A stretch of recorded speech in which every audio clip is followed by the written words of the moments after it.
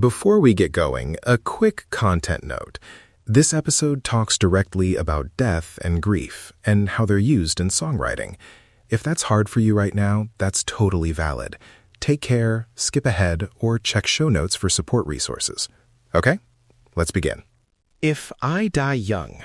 Now here's where it gets interesting. That opening image, simple, shocking, tender, made a teenage songwriter into a national conversation. Today, we unpack why that one line landed so many places at once. Welcome back to Ranch Beat, where every country song has a story and we tell it. I'm James. And I'm Sam. Today we're diving into the band Perry's If I Die Young, written by Kimberly Perry, released 2010, United States. We'll trace the writing moment, the production choices, and why listeners used this song in funerals and weddings alike. Fast overview. Kimberly Perry wrote this as a teenager. It became the band Perry's breakout single. It charted high on country radio and crossed into pop audiences. And it's a perfect case study in treating mortality with metaphor instead of spectacle. Quick facts to pin down. Songwriter, Kimberly Perry. Band, the band Perry. Producer, one of the credited producers on the record is Dan Huff. Year, 2010. Chart-wise, it reached mainstream country audiences quickly, and radio play pushed it beyond country charts. All right, history and context. Let's roll this back to the beginning. Youth voices in modern country weren't new, but by the late 2000s, a younger, pop-friendly production aesthetic was opening radio to songs that used plain, immediate language. That gave room for a teenage vantage point to sound both authentic and radio-ready. Here's the scene. Funeral ballads and elegies have long roots in country and folk, songs that mediate loss, sometimes with overt religious language, sometimes with narrative detail.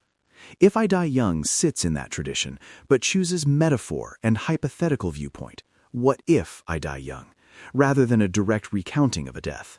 Most folks don't know how delicate that balance is. Use too much literal detail and a song feels exploitative. Use too much distance and it can feel hollow. Kimberly's move was to put the speaker in first person, young and reflective, and then let the metaphors carry weight. That made listeners project their own losses into the lines. And radio climate mattered. Program directors at country stations in 2010 were open to emotionally direct songs if the production felt sincere and the vocalist believable. The band Perry's performance, Kimberly's unadorned vocal, sibling harmonies, helped sell that sincerity. Okay, title and lyrics close read.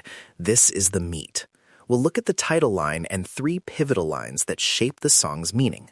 First, the title, If I Die Young. It's a conditional, not an assertion. That if opens a hypothetical stage where the speaker invites listeners into imagination rather than declaring fate. Right, if gives permission for projection. The listener fills in the rest. That allows people at funerals or graduations to hear their own stories in the song. It's a craft move. Create a universal hook by staying specific in voice, but open in circumstance. Now here's the first pivotal line. A penny for my thoughts. Oh no, I'll sell them for $1. At face value, it's playful. But read with the song's emotional current, it becomes, my life, my thoughts, are being monetized by the brevity of living. That line anchors youthful irony. Small monetary images mask bigger existential weight.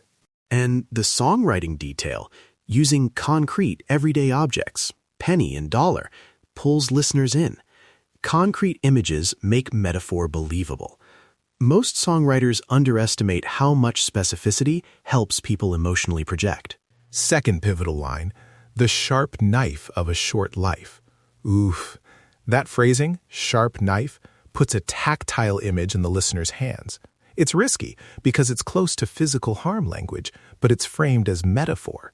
That choice walks the line between danger and poetic truth, which is where the song's tension lives. Most folks don't know this part. Kimberly wrote the song in her teens and later explained in interviews that it wasn't literal. It was an exercise in imagining different endings. We label interpretive claims here, but primary interviews and songwriter notes confirm the hypothetical intent. Third pivotal moment for our close read, the funeral imagery. Bring me a flower when I'm gone. It's domestic, tender, not grandiose. That domesticity is key. The lyric avoids melodrama by asking for small human gestures, like flowers, not spectacle. That keeps the listener feeling invited, not manipulated. So what do those 3 lines together do? They set a voice, young, wry, imagining mortality with small, tactile metaphors. Then they hand the song to listeners to reshape. That's Songwriting 101. Set the scene with a voice and let people step into it. Who's behind the song? Credit where it's due. Kimberly Perry is the credited songwriter. The band Perry, Kimberly and her brothers, are the performing artists. For publishing and performance rights, get the definitive credits from ASCAP, BMI, and the album liner notes. If you're a producer, double-check demo chain of title before placing clips. Producers and session players, the record shows involvement from Nashville pros. Strings were carefully arranged rather than full orchestral washes. For verification steps, check pro databases, original press releases, and reputable interviews. We'll include links in the show notes for exact credits. Production and arrangement, this is where the song earns its intimacy. At the demo level, you hear acoustic guitar and a fragile vocal.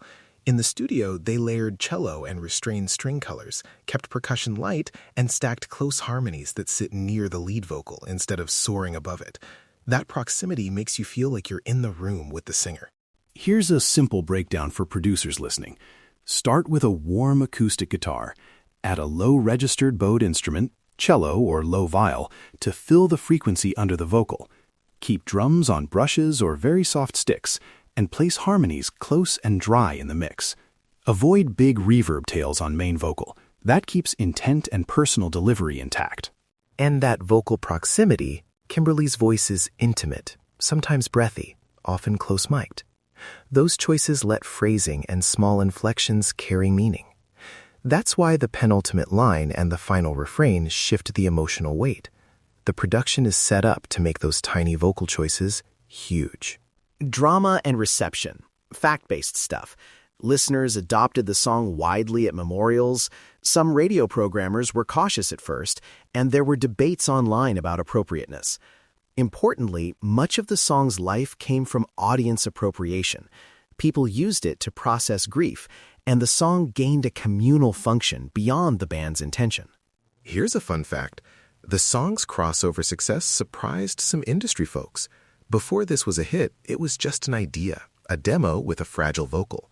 The label, initially doubtful, some sources say, eventually leaned in because the track tested strongly with listeners. The label hated it, the fans loved it. There's that line again. Now, a guided listening exercise. I'll narrate a short prompt, then we'll let a silent window play. Use this on headphones if you can. Listen for vocal phrasing in the penultimate verse and notice where the lead vocal pulls back or leans in towards. Pay attention to how the cello underscores emotional turns. Listen, with this prompt, where does the singer seem to be imagining versus remembering? Play the penultimate verse and the final refrain and note one word that flips from hypothetical to present feeling. I'll give you 45 seconds. Back with you. What did you notice? For me, the phrasing on the last "if I die young" line bends toward acceptance more than fear. That vocal bend and the slight lift in harmony move the song from hypothetical to communal blessing. Next time you hear it, you'll hear it differently. Risks, clearances, and a quick producer checklist. Risks considered: handling death insensitively, misstating credits, and using copyrighted clips without clearance. Mitigation steps: open the episode with a content advisory, verify credits with ASCP, BMI, and liner notes, request clip clearances early, and prepare fallback assets like host-read narration or rights-cleared demo recreations. Practical checklist. 1. Verify songwriter and publisher info via PRO databases. 2. Request master and sync licenses well ahead of publish. 3. If licensing fails, use a short host-read excerpt or an original rights-cleared demo. Keep it under fair use safe lengths, only after legal counsel. 4. Add show notes with source links so listeners can follow up. We've labeled our interpretations as interpretation, remember that. Where we quote interviews or claim facts, we'll link primary sources in the episode notes, so you can check them yourself. Wrap up. Why this song matters. It's a lesson in handling tender risk, use of hypothetical voice, concrete imagery, and production choices that privilege proximity over spectacle. For songwriters, let specificity and detail invite projection. For producers, make choices that place the listener near the singer, not behind a curtain. One concrete listening habit to take away: when a song touches on mortality, listen first for viewpoint, who's speaking and whether it's conditional. That will tell you whether the writer intends invitation or declaration. Thanks for listening. Ranch Beat, where every country song has a story, and we tell it. If this episode changed how you hear If I Die Young, tell us in the comments. Share a line that hit you, and suggest what song we should unpack next. Any country, except Thailand, please. If you enjoyed this deep dive, subscribe to the show, rate us, and drop a suggestion for the next song. We read every recommendation, and we love hearing what songs mean to you.